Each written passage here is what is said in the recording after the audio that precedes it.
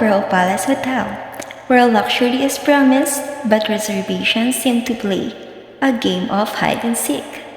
Angelica and Kyla rolled in ready for their deluxe accommodation, but the system's playing hard to get.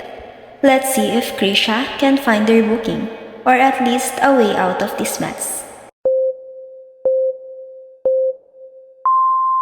Welcome to Pearl Palace Hotel. How can I help you, ladies? Hello. We have a reservation under my name, Angelica Ramos. It's a deluxe room po, and we specifically requested yung may best window view ever. Parang nag-hide and seek po yung reservation niyo sa system namin. Baka napunta po sa ibang booking. Can you confirm the dates ulit? Hide and seek? Are you for real? We didn't drive 4 hours para maglaro dito. It's for tonight, March 13 to March 15. Look, we booked last month sa website nyo. Meron pa akong confirmation email dito, tas screenshot pa. See? Fully book kami ngayon, like, wala na talagang available rooms. As in, wala. So, dinala namin lahat yung gamit namin dito, tapos sasabihin mo lang na fully book kayo? And now, what are you going to do about this? I know this is frustrating. Let me call the reservation department.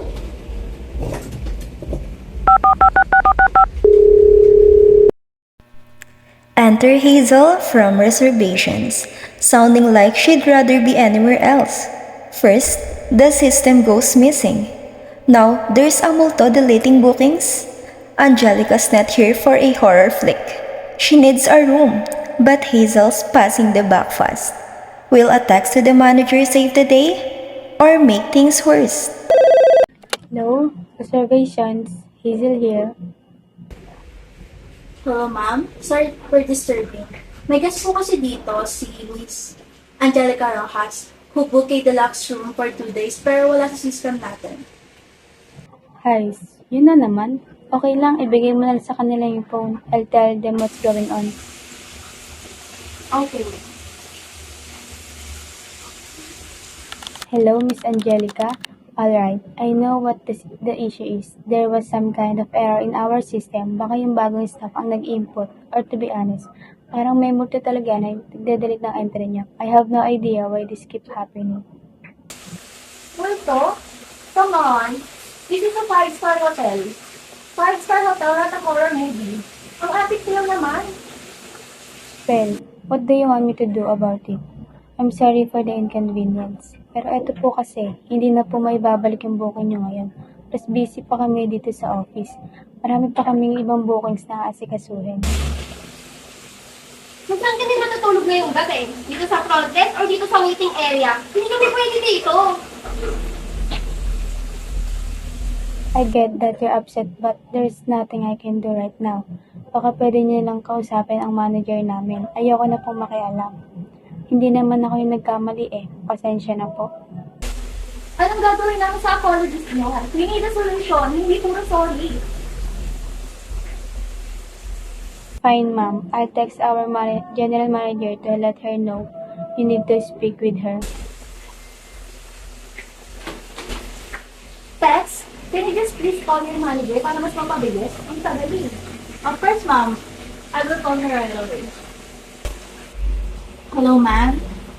Pwede po ba kayong pumunta ngayon sa front desk at magdala ng pampakalma? We have a very upset guest here due to an overbooking. Thank you.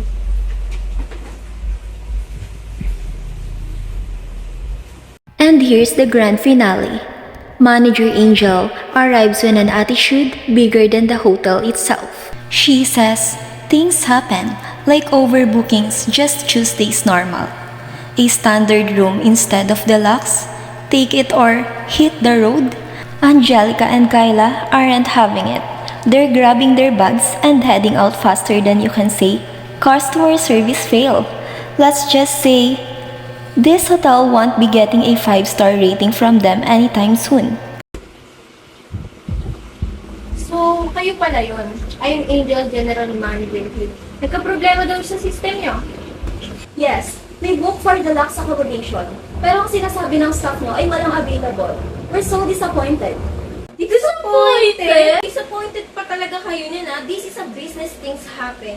May glitch sa system. Nagkakagulo ang bookings. Hindi naman namin sinasadya sirain yung little trip nyo. We save up 4 months para dito. Tapos yung reservation staff nyo, apakarud pa sa call. Trabaho niya yan, pero parang hindi naman siya nakakatulong. He has been with 4 years. Alam niya ang ginagawa niya. Baka kung kalmado kayo, mas natulungan pa na kayo. Paano kakalma? We were asking for help. Hindi namin kailangan ng mga excuses mo. We need a solution. Alright. Let me check your call solar survey. Looks like you were overbooked. Not my fault. The system automatically accept the booking even we're full sometimes. Nangyayari lang naman ito sa mga ganitong lugar. We have only one small standard room left. Take it or leave it. A standard room? We paid for the lock? That's not acceptable. Deserve namin yung binayaran namin dito. Deserve? Hotel to, hindi to charity. You either take what we're offering or maghanap na lang kayo ng ibang hotel. Is that how you treat your guests? Or is that what you call customer service? I'm being professional. I'm giving you an option. Kung ayaw nyo, kayo bahala. I have meetings at back pa. Kyla, let's go. It's just a waste of our time and money here. I swear, hindi na kami babalik dito. We're so disappointed. And next time na may complain, handle it yourself. Huwag niyo na akong inaabala pa para sa entitled na guest na akala nila umikot sa mundo nila yung baksyon nila. That dream getaway turned into a total customer service disaster. From missing bookings to wild excuses about ghosts deleting entries. The manager offered no real solutions, only a downgrade or the door, showing zero care for the guest who'd save up for months. At the end of the day, great hospitality means valuing people, not just pushing problems aside. And this hotel definitely got it wrong.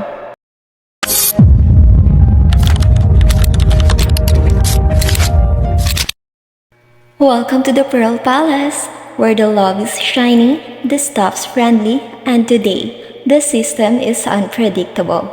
Angelica and Kyla are all dressed up for their window view worth driving for. But their bookings doing a disappearing act. Can Angeline crack the case before the girls hit the roof?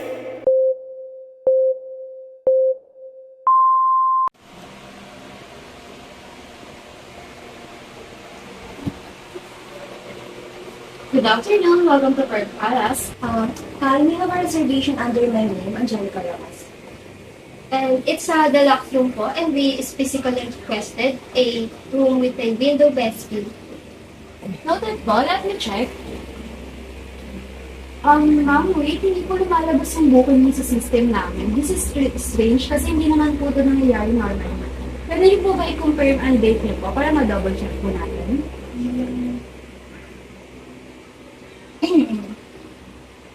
Dates? We have a confirmation letter and here it is. For March 13 to March 15. I'm so sorry about this, ma'am. I can see your booking is started in the history. It's just a system error in our end. The thing is fully paid po, fully booked po kami at that moment. But don't worry, just let me call your reservation department po. And the plot thickens. Angeline makes the call that changes everything. Say hello to Hazel, the queen of turning oopsies into awesomes. Hello, reservations department. This is Hazel speaking. What can I do for you? Hi, we got Miss Angelica Ross here. She hasn't confirmed booking. It's not showing our system. She has all her proof, but we're fully booked here. Just give me a second.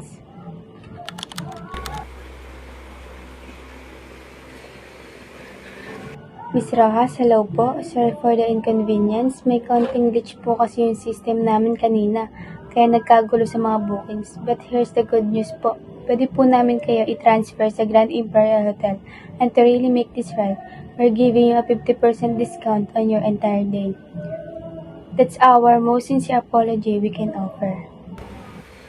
Yes. It sounds good, but is it as good as Pearl Palace at all? Absolutely. It's 5-star too. Well, we'll arrange complimentary private shuttle to take you there, cover our transfer costs, and throw in a free welcome dinner for two tonight. Oh, wow. All of that? I see. But, same rate lang po ba siya sa Pearl Palace or baka magkaibang rate po siya? Exactly the same lang po yung original booking nyo. Then we'll apply the 50% discount. I already sent you all the details to the front desk, so you can check in the moment you arrive. Thank you. We appreciate your quick and generous solution. You're very welcome. Thank you so much. You're very welcome po. Have a seat po.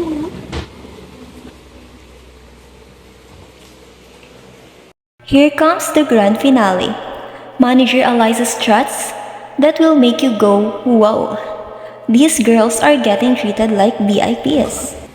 Hi, ladies. I'm Eliza, General Manager here. I heard about what happened, so I wanted to apologize in person and make sure everything's set for you. Ah, yes. They already told us about our transfer to Imperial. Well, I'm really sorry, but I promise Grand Imperial has exact same level of service and luxury. And this, Insider 2 vouchers, you'll also get an exclusive loyalty card that gives you 25% of all future stays at either Pearl Palace at Grand Imperial.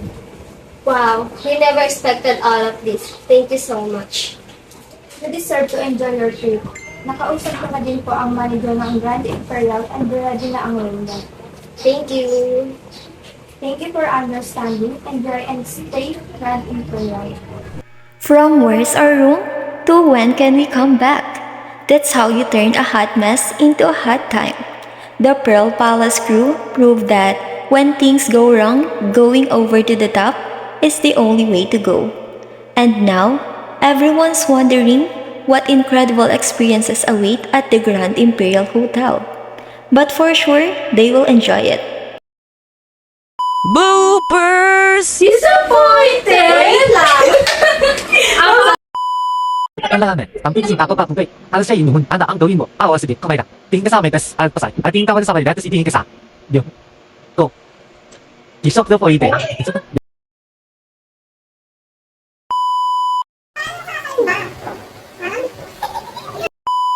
First man, ano po, there right away? Hello? Manager? Manager ko? Name ha? Yes, we go for the promotion and then the confirmation. And then what are you going to do about Allah? Go. I'm being perfectly professional. I'm giving you an opportunity. Hi, bigan Miss Angelica. Angelica. Pandit Rigo. Namatay.